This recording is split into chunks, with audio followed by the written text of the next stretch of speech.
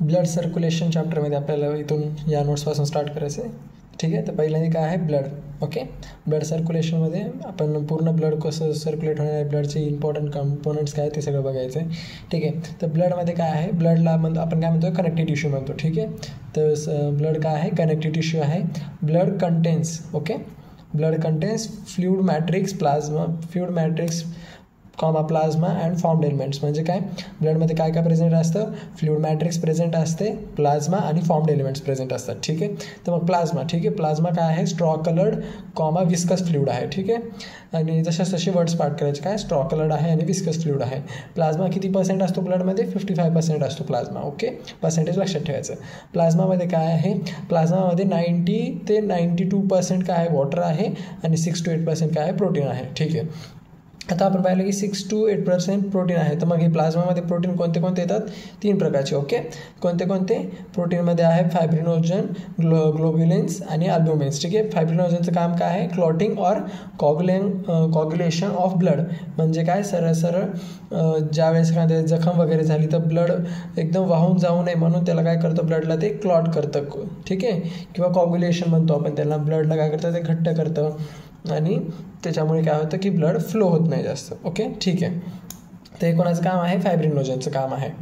ठीक आहे, पुढे काय, कारण हे काय करत असतं, तयार करत असतं कोणाला, फायब्रिन्सला. म्हणजेच काय, जखम झाला एखाद्या स्काळी कपली वगैरे येत असते, त्याच्यामुळे काय होतं की ते ब्लड वाहनं बंद होत असते ना, त्यामुळे. तर ते काम कोणाचं असते, फायब्रिनोजन. तर ठीक आहे, काय, clotting or coagulation of blood. Okay, आपण मग त्यामुळेच फायब्रिनोजनला काय म्हणतो, क्लॉटिंग फॅक्टर पण म्हणतो. ठीक आहे, पुढे ग्लोब्युलिन्सचं काम काय आहे, defence mechanism of the body. म्हणजे बॉडीचं पूर्ण डिफेन्स मेकॅनिझम कोणाच्याकडे असणार आहे, ग्लोब्युलिन्सकडे. म्हणजे कुठले पण व्हायरस वगैरे आले तर ते ग्लोब्युलिन्स काय करणार, त्यांना जाऊन मारणार. ठीक आहे, पुढे अल्ब्युमिनचं काम काय आहे, ऑस्मॅटिक बॅलन्स. ठीक आहे, पाठ करून टाकायचं. पुढे plasma also contains small amount of minerals, sodium plus, Ca++, Mg++. आता हे प्लस आहे, आपण याला 2+ पण म्हणू शकतो. ओके, सो Ca2+, Mg2+, पुढे HCO3-, Cl- ETC and glucose, amino acid, lipids. म्हणजे काय, त्यांना म्हणायचं की प्लाझ्मामध्ये हे 3 प्रोटीन सोडून अजून काय काय असतात, sodium, calcium, magnesium, SCO3, Cl म्हणजेच काय, क्लोराईड आणि काय, ग्लुकोज, अमायनो ॲसिड आणि लिपिड्स हे प्रेझेंट असतात. ठीक आहे, all this always transit in body. म्हणजे हे सगळे मिनरल्स काय असतात, पूर्ण बॉडीमध्ये ट्रान्सपोर्ट होत असतात, ट्रान्झिट होत असतात, इकडून तिकडे फिरत असतात. ठीक आहे, ते झालं. आता आपल्याला काय बघायचं, दुसरा कंटेंट काय होता ब्लडमध्ये होतं की फॉर्म्ड एलिमेंट्स तयार होतात. ठीक आहे, तर मग फॉर्म एलिमेंट्स बघायचे. फॉर्म एलिमेंट्समध्ये किती पर्सेंटेज असतं formed elements, 45%. Okay, 45% of blood, म्हणजे ब्लडच्या 45% फॉर्म्ड एलिमेंट्स असतात. फॉर्म्ड एलिमेंट्समध्ये कोण कोण येते, इरेथ्रोसाईट, ल्युकोसाईट आणि प्लेटलेट्स. हे तिघांना मिळून काय म्हणत असतो आपण, फॉर्म्ड एलिमेंट्स. ठीक आहे, इरेथ्रोसाईट म्हणजे काय, RBC, ल्युकोसाईट म्हणजे WBC आणि प्लेटलेट्सला दुसरं नाव काय आहे, थ्रोम्बोसाईट. ओके, नाव लक्षात ठेवायचे दुसरे. हां, तर आता सर्वात इम्पॉर्टंट म्हणजे काय, सगळे RBCचे फंक्शन्स पाठ झाले पाहिजे. ते काय काय आहेत बघ, RBC म्हणजे काय आहे की RBC जो आहे तो की most abundant cell in blood. म्हणजे ब्लडमध्ये सर्वात जास्त कोण प्रेझेंट असतं, RBC प्रेझेंट असतं. किती असते, 5 ते 5.5 मिलियन्स mm³ ऑफ ब्लड. म्हणजे सरळ पाठ करायचं, 5 ते 5 मिलियन mm/³ असतं. ओके, ब्लडमध्ये कंटेंट, त्याचा अमाऊंट, व्हॅल्यू पाठ करायची. पुढे formed in red bone marrow in adults. म्हणजे काय, RBC कुठं बनतात, तर रेड बोन मॅरोमध्ये बनतात. ठीक आहे, मोठ्या माणसांच्या. ठीक आहे, सरळ एवढंच पाठ करायचं, RBC कुठं बनतात, रेड बोन मॅरोमध्ये. ठीक आहे, पुढे काय लिहिलं आहे, डिवॉइड ऑफ न्यूक्लियस म्हणजे काय, न्यूक्लियस अब्सेंट असतो, RBCमध्ये न्यूक्लियस नसतो. ठीक आहे, हे NCERTचा वर्ड आहे, त्यामुळे याला असं पाठ करायचं, काय, डिवॉइड ऑफ न्यूक्लियस म्हणजे न्यूक्लियस अब्सेंट आहे. पुढे काय, बायकॉन्केव्ह शेप. म्हणजे काय, RBCचा शेप कसा आहे, बायकॉन्केव्ह आहे. Iron containing complex compound call haemoglobin. म्हणजे RBCवर काय प्रेझेंट असतं, हिमोग्लोबिनला आपण काय लिहितो, शॉर्टमध्ये HB लिहितो. ओके, आणि हे काय आहे, present is in it red colour. म्हणजे काय, RBC कसे असतात, रेड कलरचे असतात. कशामुळे असतात, कारण हिमोग्लोबिन काय असतो, रेड कलरचा असतो. आणि हिमोग्लोबिन कशात प्रेझेंट आहेत, RBCमध्ये. ठीक आहे, तर हिमोग्लोबिनची पण डेफिनेशन लक्षात ठेवायची, काय, iron containing complex compound call haemoglobin. पुढे हिमोग्लोबिन किती असते, अमाऊंट लक्षात ठेव, अमाऊंट लक्षात ठेवायचं सगळ्यांनी, 12 ते 16 ग्राम असते. ओके, 12 ते 16 ग्राम HB in every 100 ml of blood. म्हणजे प्रत्येक 100 ml ऑफ ब्लडमध्ये 12 ते 16 ग्राम HB प्रेझेंट असतं. ओके, पुढे काय दिलेलं आहे, पुढे आहे ट्रान्सपोर्ट. ट्रान्सपोर्ट रेस्पिरेटरी गॅसेस म्हणजे काय, RBCचं काम काय असतं की गॅसेस ट्रान्सपोर्ट करणं, ऑक्सिजन वगैरे एका ठिकाणाहून दुसऱ्या ठिकाणी, ओके, कार्बन डायऑक्साईड टिश्यूपासून वापस आणणं. तर मग त्याचं काम काय, ट्रान्सपोर्ट द रेस्पिरेटरी गॅसेस, कोणाचं, RBCचं. ओके, पुढे काय दिलेलं आहे की डिस्ट्रॉयड इन स्प्लीन, पुढे खाली लिहिलेलं आहे ॲरो करून की ग्रेव्हयार्ड ऑफ RBC म्हणजे काय, सरळ सरळ RBC जे आहेत त्या स्प्लीनमध्ये जाऊन डिस्ट्रॉय होत असतात, नष्ट होतात. ठीक आहे, त्यामुळे आपण स्प्लीनला काय म्हणतो, ग्रेव्हयार्ड ऑफ RBC. हे MCQ आहे, पाठ करून टाक. ग्रेव्हयार्ड ऑफ RBC कोण म्हणल्यावर कोण येणार, स्प्लीन. ठीक आहे, ग्रेव्हयार्ड ऑफ RBC स्प्लीन. ठीक आहे, आता पुढे WBC. तर ल्युकोसाईटला आपण म्हणतो WBC कसा आहे, कलरलेस आहे. हा होता रेड, आता हा कसा असणार, कलरलेस. लॅक ऑफ हिमोग्लोबिन, याच्यामध्ये हिमोग्लोबिन काय असणार, ॲब्सेंट असणार. आणि खाली काय दिले, न्यूक्लिएटेड म्हणजे काय, न्यूक्लियस प्रेझेंट आहे, म्हणजे WBCमध्ये न्यूक्लियस आहे. पुढे WBCची संख्या किती आहे, 6000 ते 8000 mm/क्यूब ऑफ ब्लड, म्हणजे काय, ब्लडमध्ये 6000 ते 8000 mm³ WBC प्रेझेंट असतात. ठीक आहे, WBCचे 2 टाईप येतात, ग्रॅन्युलोसाईट, ए ग्रॅन्युलोसाईट. ओके, ग्रॅन्युलोसाईटमध्ये 3 येतात, कोण, न्यूट्रोफिल्स, इसॅनोफिल्स, बेसोफिल्स. न्यूट्रोफिल्स काय आहेत, most abundant cell of the WBC, 60 to 65% of WBC, म्हणजे सर्वात जास्त कोण सापडलं जातं WBCमध्ये, तर न्यूट्रोफिल्स, कारण ते किती आहेत, 60 to 65% ऑफ WBC आहेत. हे अमाऊंट पाठ करायचं. ठीक आहे, पुढे चार्ट दिला त्याच्यात आपण पाठ करू. पुढे काय, ए ग्रॅन्युलोसाईटमध्ये 2 येतात, लिम्फोसाईट, मोनोसाईट. लिम्फोसाईट किती पर्सेंटेज असतात, 20 to 25% असतात कोणाच्या, WBCच्या. आणि पुन्हा काय, मोनोसाईट किती असतात, 6 ते 8% असतात. ओके, हे जस्ट एक लक्षात ठेवायचं म्हणून जस्ट लक्षात ठेवा. लिम्फोसाईट मध्ये एक 2 सेल असतात, एक B लिम्फोसाईट आणि एक T लिम्फोसाईट. ओके, T लिम्फोसाईटचं काम काय, immune response of the body. ठीक आहे, आपल्याला हेल्थ चॅप्टरमध्ये पण हेच बघायचे. ठीक आहे, B cell, T cell, okay, जी की असतात लिम्फोसाईटचे. पुढे मोनोसाईटचे पर्सेंटेज लक्षात ठेवायचं, आणि मोनोसाईटचं काम काय, फॅगोसायटिक सेल. ठीक आहे, आपल्याला याचा पूर्ण चार्ट पाठ करायचा. पुढे बघू. ठीक आहे, प्लेटलेट्स. आता आहे प्लेटलेट्सचं दुसरं नाव काय, थ्रोम्बोसाइट्स. ठीक आहे, थ्रोम्बोसाइट्समध्ये पहिला point, platelets are found from megakaryocytes म्हणजे काय, मोठ्या न्यूक्लियसवाल्या सेलपासून बनलेलं असतं. फक्त वर्ड लक्षात ठेवायचं, मेगाकॅरिओसाइट. ओके, पुढे हे इम्पॉर्टंट आहे वर्ड. पुढे काय, special cell in bone marrow. ठीक आहे, बोन मॅरोमध्ये एक स्पेशल सेल प्रेझेंट असतात जे की प्लेटलेट्स बनवत असतं. ओके, ठीक आहे, हा पॉईंट वगैरे जर नाही लक्षात ठेवलं तर जाते, पण अमाऊंट लक्षात ठेवायची. काय, प्लेटलेट्सची अमाऊंट काय, 1.5 लाख म्हणजे किती, 1,50,000 to 3,50,000 platelets per MM³ of the blood, म्हणजे ब्लडमधले 1.5 ते 3.5 लाख प्लेटलेट्स प्रेझेंट असतात. ठीक आहे, पुढे काय, क्लोटिंग और कॉग्युलेशन ऑफ द ब्लड, म्हणजे हे प्लेटलेट्स काय करतात, काही प्लेटलेट्स हेल्प करतात कशासाठी, क्लोटिंग करायला. आपण जे म्हणलं होतं की रक्त वाहू नये, त्यासाठी काय असते की क्लोटिंग और कॉग्युलेशन ऑफ ब्लड असते, म्हणजे काय, ब्लडला घट्ट करणं, ते पुन्हा क्लोटिंग तयार करणं, म्हणजे ब्लड काय होऊ नये, जास्त वाहून जाऊ नये बाहेर, त्यासाठी प्लेटलेट्स यूज होतात. पुढे, less number of the platelets can causes the clotting disorder, म्हणजे जर प्लेटलेट्सची जर संख्या कमी असेल तर क्लॉटिंग डिसऑर्डर होतो. क्लॉटिंग डिसऑर्डर झाला की मग काय होतं, थोडी जरी जखम झाली तरी खूप सारं ब्लड काय होतं, लॉस होऊन जातं. मग तेच लिहिलं खाली, leads the loss of blood after injury. ठीक आहे, हे पाठ करायचे पॉईंट्स. ओके, आता हे झाले. आता याच्यानंतर पॉईंट आहे आपला, म्हणजे सर्वात इम्पॉर्टंट पाठ करायचं. आता आपण WBCमध्ये पॉईंट्स बघितले होते. ठीक आहे, WBCमध्ये आपण टाईप्स बघितले होते. WBCचे कोणते टाईप आहेत, ग्रॅन्युलोसाईट, ए ग्रॅन्युलोसाईट. ओके, ग्रॅन्युलोसाईटमध्ये कोण 3 येतात, बेसोफिल्स, इसॅनोफिल्स, न्यूट्रोफिल्स. ठीक आहे, यांची पर्सेंटेज खूप एकदम परफेक्टली पाठ ठेवायची, MCQमध्ये विचारतात. बेसोफिलचं काय पर्सेंटेज, 0.5 to 1% आहे. इसॅनोफिलचं पर्सेंटेज किती आहे, 2 to 3% आहे. न्यूट्रोफिलचं पर्सेंटेज किती आहे, 60 to 65% आहेत. कोणाच्या 60 to 65%, कोणाच्या 2 to 3%, तर सगळे हे WBCच्या नुसार सांगितलेलं आहे. ठीक आहे, नुसतं नंबर लक्षात ठेवायचं, इम्पॉर्टंट तेवढंच आहे. पुढे मोनोसाईट आहे. ओके, OC इथं खाली लिहिलं आहे, मिसिंग होता. मोनोसाईटचे किती पर्सेंटेज आहे, 6 to 8% आहे. लिम्फोसाईटचं पर्सेंटेज किती आहे, 20 to 25%.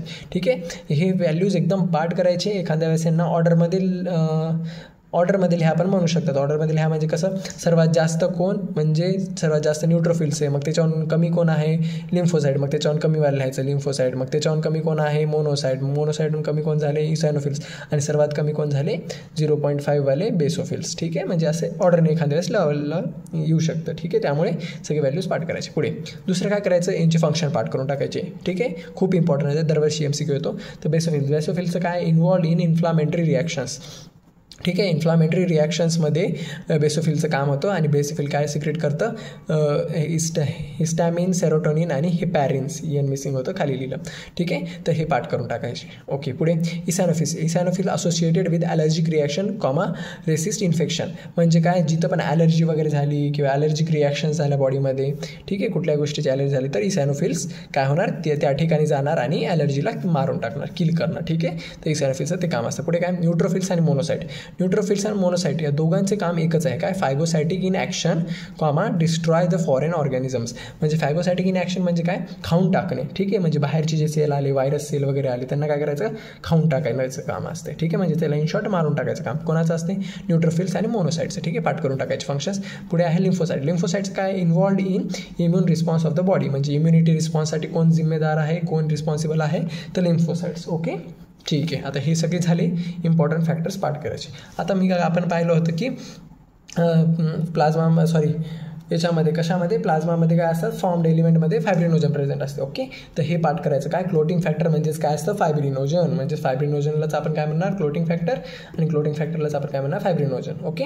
ठीक आहे. आता ही प्रोसेस लक्षात ठेवायची. काय, thrombin helps to convert fibrinogen into fibrins plus entangle formed elements. म्हणजे काय, आपण पाहिलं की फायब्रिनोजन काय आहे, क्लोटिंग फॅक्टर. तर मग याची प्रोसेस कशी तयार होते, कसं ते जखम झाल्यावर काळी खपली तयार होते. ठीक आहे.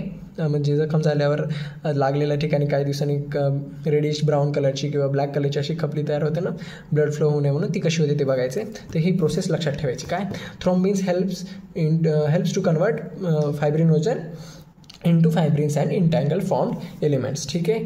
तर मग हे आलं लक्षात की फायब्रिनोजन काय करतात, कन्वर्ट होतात फायब्रिन्समध्ये. ओके.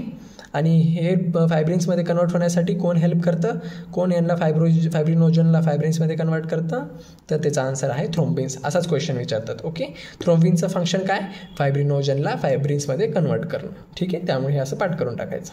पुढे काय दिलं की जे फायब्रिन्स प्लस इंटँगल फॉर्म एलिमेंट्स होतात ते काय बनवतात, कॉग्युलम बनवतात. कॉग्युलम ऑब्लिक रेडिश ब्राऊन क्लॉट. म्हणजेच काय, ते जे काळी खपली तयार होते जखमेवर वगैरे, तर ते कोण बनवतं, फायब्रिन्स आणि इंटँगल फॉर्म्ड एलिमेंट्स. ठीक आहे.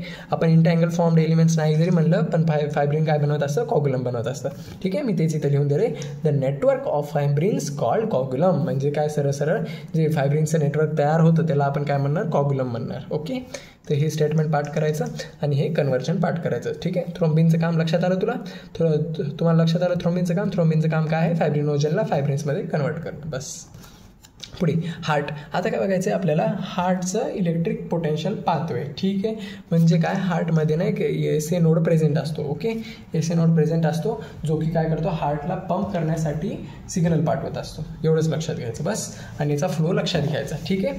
तर सर्वात पहिले काय की जे एस ए नोड असतो, ओके, एस ए नोड झालं. तर एस ए नोडमध्ये काय दिलेलं आहे, एस ए नोड बघा असा या ठिकाणी प्रेझेंट असतो वरच्या. याचं लोकेशन काय, right upper corner of right atrium. ठीक आहे. हे पाठ करायचं, right upper corner of right atrium. दुसरं ए व्ही नोडचं लोकेशन काय आहे, lower corner of right atrium. Lower corner of right atrium. ठीक आहे. ओके. आपण यांना काय म्हणत असतो, वरच्यांना दोघांना ऑरिकल्स म्हणत असतो किंवा ॲट्रियम म्हणत असतो आणि खालच्या दोघांना वेंट्रिकल्स म्हणत असतो. ओके. ठीक आहे. पुढे तर याच्यामध्येच हे पाथवे पाठ करून टाकायचा. एस ए नोड म्हणजेच काय करत असतो, जनरेट ॲक्शन पोटेन्शियल. ठीक आहे. आता यानं ॲक्शन पोटेन्शियल तयार केलं म्हणजे काय, सिग्नल तयार केलं. तर मग एस ए नोड काय करतं, हेच सिग्नल ए व्ही नोडला पुढे पास करतं. तर काय, transmit it action potential to A V node. म्हणजे मग काय करणार, तो ए व्ही नोडला पास करणार. मग ए व्ही नोड पुढे अजून ॲक्शन पोटेन्शियलला कुठं पास करणार, बंडल ऑफ हीसला पास करणार, और ए व्ही बंडलला पास करणार. ठीक आहे. और ए व्ही बंडलला पास करणार. तर मग ए व्ही बंडलला पास केल्यावर मग ए व्ही बंडल काय करणार, सेम हे जे ॲक्शन पोटेन्शियल त्याच्यापर्यंत आले चलत ते अजून पुढे पुरकंजिन फायबरला ट्रान्समिट करणार. ठीक आहे. पुढे सेंड करणार. तर मग क्वेश्चनमध्ये हेच ऑर्डर विचारलं जातं की कुठून ॲक्शन पोटेन्शियल सुरू होतो, मग कोणाला जातो, मग कोणाकडे जातो, मग कोणाकडे जातो, असं ऑर्डर विचारतं. त्यामुळे हे पाठ करून टाकायचं. ओके. आता मी जे लिहिलेत खाली, तर तेच आपल्याला आता आपल्या PWच्या नोट्समधून पाठ करायचे. पहिलं काय आहे की learn the cardiac cycle chart PW notes page number 150. म्हणजे 150वरचे जी कार्डियक सायकल आहे ते आपल्याला पाठ करायचं. ठीक आहे. त्याच्या आधी आपण काय करून घेऊ की ब्लड ग्रुप्स बघून घेऊ. Okay. Learn the both blood group charts of PW page numbers 147 and 148.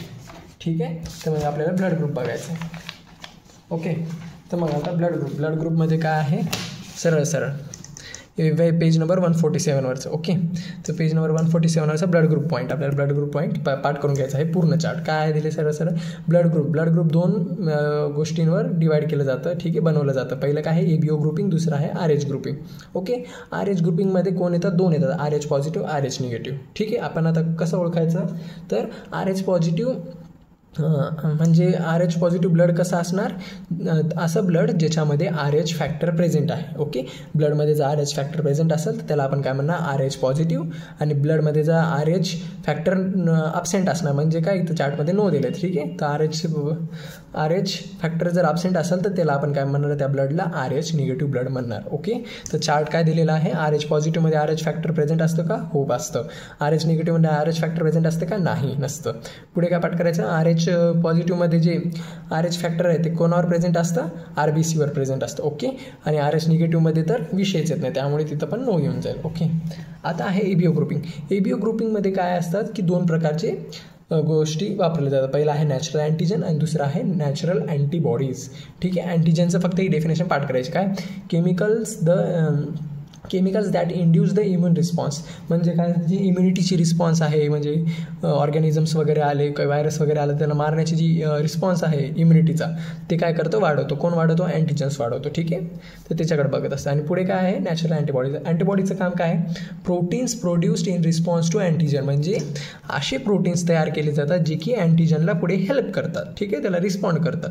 एवढंच आहे, डेफिनेशन पाठ करायची. ओके, आता अँटीजन कशावर प्रेझेंट असतात, RBCवर प्रेझेंट असतात. आणि अँटीबॉडीज कुठं प्रेझेंट असतात, प्लाझ्मामध्ये प्रेझेंट असतात. ठीक आहे, हे इम्पॉर्टंट आहे. अँटीजन कुठं प्रेझेंट आहे, RBCमध्ये आणि RBCवर प्रेझेंट आहे अँटीजन, आणि अँटीबॉडीज कोशामध्ये आहेत, प्लाझ्मामध्ये प्रेझेंट आहेत. ओके, पुढे आता हे जे दिलेलं आहे काय, नॅचरल अँटीजन्स. नॅचरल अँटीजन्समध्ये काय येणार, E अँटीजन आणि B अँटीजन, 2च येत असतात टाईप. आणि अँटीबॉडीजमध्ये कोणते टाईप येतात, अँटी-A आणि अँटी-B.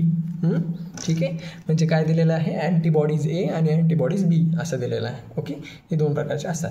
ठीक आहे, पुढे काय दिलेलं आहे, जसं एक स्टेटमेंट बघून घेऊ. Blood group and the RH factor compatible of the donor and recipient is done before the transfusion to avoid the agglutination of RBC. म्हणजे काय नाही, सरळ आपण जेव्हा ब्लड दुसऱ्याचा आपल्या बॉडीमध्ये घेत असतो त्यावेळेस आपण काय करतो, ते ब्लड पूर्ण चेक करतो. काय चेक करतो, ब्लड ग्रुप आणि RH फॅक्टर हे दोन्ही आपण चेक करतो. का चेक करतो आपण, तर ते avoid the agglutination of blood, म्हणजे ब्लड सगळं खराब होणे किंवा काय डिस्ट्रॉय होणे सगळे RBCs वगैरे, त्यासाठी आपण चेक करत असतो. ओके, RBC ॲग्युलेशन होऊ नये म्हणून, मिक्स होऊ नये म्हणून, एवढंच आहे. ठीक आहे, चार्ट इम्पॉर्टंट आहे, चार्ट पाठ करायचे. आणि सर्वात इम्पॉर्टंट चार्ट म्हणजे हा.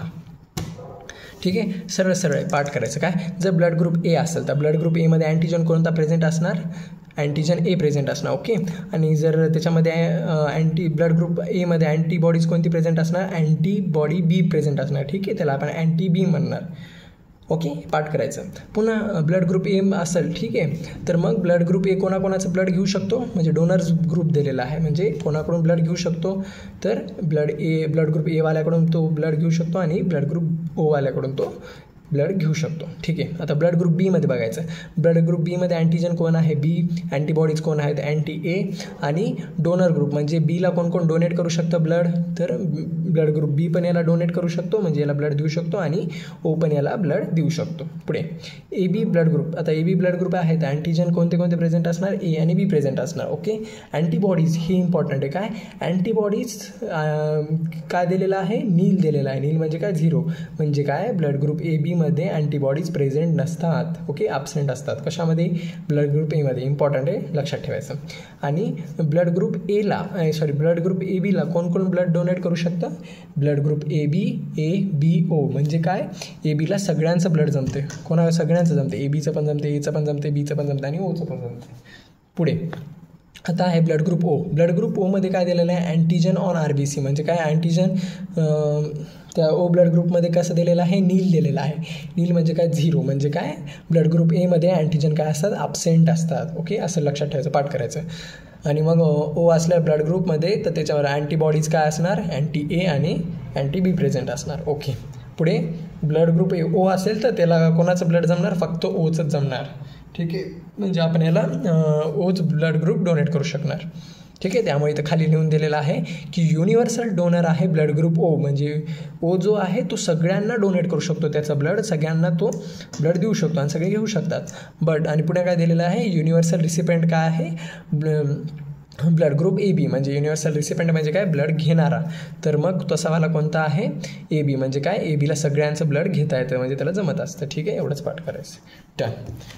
ओके, आता आपण ते पाहिला. आता हा वाला चार्ट पाठ करायचा. आता तो वाला चार्ट पाठ झाला की नंतर मग आपल्याला कोणता चार्ट पाठ करायचा, कार्डियक सायकलवाला चार्ट पाठ करायचा, जे की आहे PW नोट्समध्ये 150 पेज नंबरवर.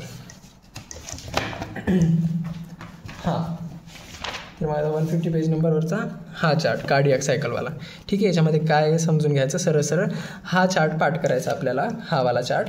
पण त्याच्या आधी एवढं दोनच छोटे पॉईंट आहेत, ते बघून घ्यायचे. काय की heart sequential event of the heart which are cyclically repeated, म्हणजे काय, सरळ सरळ जे जॉईंट डायस्टोल झाला, RTL सिस्टोल झाला, वेंट्रिकल सिस्टोल झाला, हे प्रोसेस काय होतं, डबल सायकलमध्ये चालतात, त्यामुळे आपण त्याला कार्डियक सायकल म्हणतो. बस इम्पॉर्टंट काय, हे heartbeat rate is equals to 72 beats per minute, म्हणजे हार्टबीटची रेंज काय असते, एका मिनिटामध्ये 72 टाइम्स हार्टबीट हे होते, म्हणजे काय 72 टाइम्स ते बीट्स करतं, म्हणजे असं धडधड आवाज येतं, असं 72 टाइम्स होत असतं. Okay, duration of one heartbeat, एका हार्टबीटची ड्युरेशन किती आहे, 0.8 सेकंड. ठीक आहे, अमाऊंट पाठ करून टाकायची, टाईम पाठ करून टाकायचं.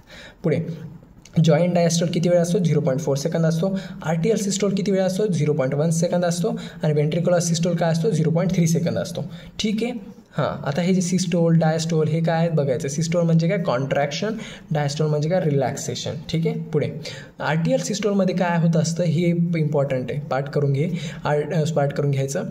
RTL सिस्टोलमध्ये काय होत असतं की SAN generates action potential. SAN म्हणजे काय, SA नोड. ठीक आहे, आपण आता पाहिलं होतं की SA नोड काय करत असतो, जनरेट करत असतो. ठीक आहे, ॲक्शन पोटेन्शियल जनरेट करत असतो, सिग्नल तेच आहे SAN. SA नोडलाच आपण SAN लिहू शकतो. ओके, ते जनरेट्स ॲक्शन पोटेन्शियल, म्हणजे RTL सिस्टोल जेव्हा सुरू होईल प्रोसेस तेव्हा काय करणार, SAN काय करणार, ॲक्शन पोटेन्शियल जनरेट करणार. ओके, इथं एक वर्ड दिलेला आहे, पाठ करून टाक. SA नोडलाच पाठ करून टाकायचं. SA नोडलाच काय म्हणतात असतं, पेसमेकर म्हणत असतात. ओके. हां, पुढे आता वेंट्रिकल सिस्टममध्ये काय होत असतं, AV node AV bundles bundle of his transmit the action potential further, म्हणजे काय, जे SA नोडनं जे मी फ्लो दाखवता की SA नोडनं जे तयार केलेलं आहे ॲक्शन पोटेन्शियल, तेच AV नोड काय करतं, पुढे ट्रान्समिट करतं. हे कुठं दिलेलं आहे, वेंट्रिकल सिस्टोलमध्ये. ठीक आहे, सर्वात इम्पॉर्टंट हा चार्ट आहे, हा चार्ट पाठ झालाच पाहिजे. काय दिलेलं आहे याच्यामध्ये, सरळ ऑरिकल लोकेशन ऑब्लिक स्ट्रक्चर, म्हणजे काय, इथं सगळे लोकेशन दिलेत. जॉईंट स्टोल प्रोसेस दिली आहे, RTL प्रोसेस दिली आहे, वेंट्रिकुलर प्रोसेस दिली आहे. ठीक आहे, तर जॉईंट डायस्टोलमध्ये काय होत असतं, ऑरिकल्स कसे असतात, रिलॅक्स आणि फिलिंग असतात. ठीक आहे, हे पाठ करायचं. जॉईंट डायस्टोलमध्ये ऑरिकल्स कसे असतात, रिलॅक्स असतात. ओके, ऑरिकल्स आणि वेंट्रिकल्स म्हणजे काय, एवढं एकदा लक्षात घे. हे वरचे जे असतात हे ॲट्रियम, ठीक आहे, याला म्हणत असतो, वरच्या 2ला ऑरिकल किंवा ॲट्रियम म्हणत असतो, आणि खालच्या 2ला आपण व्हेंट्रिकल्स म्हणत असतो. ओके, हे आहे चेंबर. ठीक आहे, वरचे 2 चेंबरला ऑरिकल, खालच्या 2 चेंबरला वेंट्रिकल. तर मग हेच दिलेलं आहे. जॉईंट डायस्टोलमध्ये काय होतं, ऑरिकल रिलॅक्स असतात, आणि फिलिंग म्हणजे काय, त्याच्यामध्ये ब्लड येणं चालू असते. पुढे वेंट्रिकल्समध्ये काय असते, जॉईंट डायस्टोल. ठीक आहे, तर वेंट्रिकल्समध्ये जॉईंट डायस्टोल असतं, तर ते पण कसे असणार, जॉईंट डायस्टोल प्रोसेसमध्ये वेंट्रिकल्स असतात, ते कसे असतात, रिलॅक्स असतात. पण जॉईंट डायस्टोलच्या वेळेस ट्रायकस्पिड आणि बायकस्पिड वॉल्व कसे असतात, ओपन असतात. ओके, ओपन असतात. आणि पुन्हा काय झालं की सेमिन्युलर वॉल्व्स जे असतात ते कसे असतात, क्लोज असतात. कधी जॉईंट डायस्टोल चालू असतो तेव्हा सेमिन्युलर वॉल्व्स क्लोज असतात. म्हणजे काय, त्यावेळेस काय होतं की सेकंड हार्टबीट साऊंड तयार होतो. सेकंड हार्टबीट साऊंड काय आहे, डब आहे. ओके, म्हणजे काय, हे कसे असतात, वॉल्व म्हणजे असे झाकणसारखे असतात, तर ते झाकण क्लोज झाले तर असा आवाज तयार करत असतात. तर सेमिन्युलर वॉल्व कसा आवाज करतो, डब करत असतो. आणि ट्रायकस्पिड आणि बायकस्पिड आवाज कसा करत असतो, लब करत असतो. ठीक आहे, कधी, जेव्हा ते क्लोज होत असतात. आता जॉईंट डायस्टोलमध्ये कोण क्लोज होतं, तर सेमिन्युलर वॉल्व क्लोज होतो, आणि त्यावेळेस आवाज काय येतो, डब येतो. त्यामुळे कसं पाठ करायचं की जॉईंट डायस्टोलच्या वेळेस सेमिन्युलर वॉल्व क्लोज होतात, आणि त्यावेळेस आवाज काय येतो, डब येतो. ठीक आहे, त्या आवाजाला आपण काय म्हणलं, सेकंड हार्ट साऊंड, म्हणजे दुसरा आवाज आहे हा डब. ठीक आहे, पहिला कोणता येत असतो, लब. आता ते लब कुठे येते, पुढे बघायचं आपल्याला. ठीक आहे, पाठ कसं करायचं लक्षात आलं. पुढे आता याच्यामध्ये पाठ कसं करायचं, RTL सिस्टोल. ठीक आहे, RTL सिस्टोलमध्ये काय होत असतं, ऑरिकलमध्ये RTL सिस्टोल प्रोसेस चालू असताना ऑरिकलमध्ये comma increase the flow of blood in to ventricles by 30%. म्हणजे काय होतं की आर्टिरियल सिस्टोलमध्ये ऑरिकल्स काय होतात, कॉन्ट्रॅक्ट होतात. ठीक आहे, आणि कॉन्ट्रॅक्ट झाल्यामुळे काय होतं की flow of blood in to ventricles by 30%. म्हणजे काय, हे वरचे जे ऑरिकल्स असतात ते काय होतात, असे कॉन्ट्रॅक्ट होतात. कॉन्ट्रॅक्ट झाले की वरून ब्लड काय होतं, खाली येतो. तर तेच किती दाखवले की 30% त्याची ब्लडची फ्लो वाढतो, इन्क्रीज होतो. ठीक आहे, तर आर्टिरियल सिस्टममध्ये सरळ पाठ करून टाकायचं. आर्टिरियल सिस्टममध्ये ऑरिकलमध्ये काय होतं, कॉन्ट्रॅक्ट होतं आणि increases the flow of blood in to ventricles by 30%. Okay, पुढे काय होतं की आर्टिरियल सिस्टममध्ये वेंट्रिकल कसे असणार, रिलॅक्सच असणार. ठीक आहे, कॉन्ट्रॅक्ट होणार नाही, ते रिलॅक्स होत नाही, म्हणजे कॉन्ट्रॅक्ट होत नसतात, एकदम रिलॅक्स असतात नॉर्मल स्टेजवर. पुढे आर्टिरियल सिस्टममध्ये ट्रॅकोस्पिड कसं असणार, ओपनच असणार. आणि आर्टिरियल सिस्टोल प्रोसेसमध्ये सेम्युलर वॉल कसे असणार, क्लोज्ड असणार. म्हणजे पहिले जे क्लोज झाले ते तसेच क्लोज राहतात आता पण. ओके, आता पुढे वेंट्रिकुलर सिस्टोल. वेंट्रिकुलर सिस्टोल जेव्हा चालू होतं त्यावेळेस ऑरिकल्स कसे असणार, रिलॅक्स होणार आता ऑरिकल्स.